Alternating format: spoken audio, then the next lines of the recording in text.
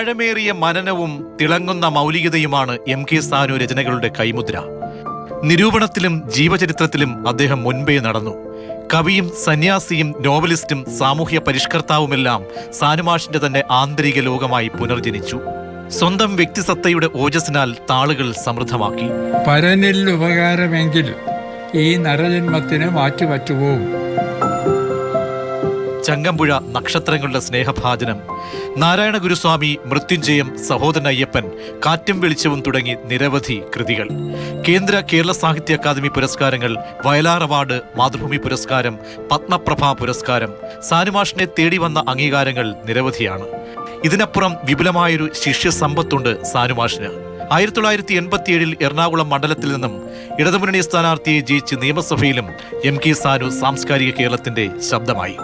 കർമ്മഗതി എന്നാണ് അദ്ദേഹത്തിന്റെ ആത്മകഥയുടെ പേര്. സാർത്ഥമായ ഒരു കർമ്മജീവിതം അവശേഷിപ്പിച്ചാണ് സാനുമാഷ് അക്ഷരലോകത്തോട് വിട പറയുന്നത്. News desk, Mathrubhumi news.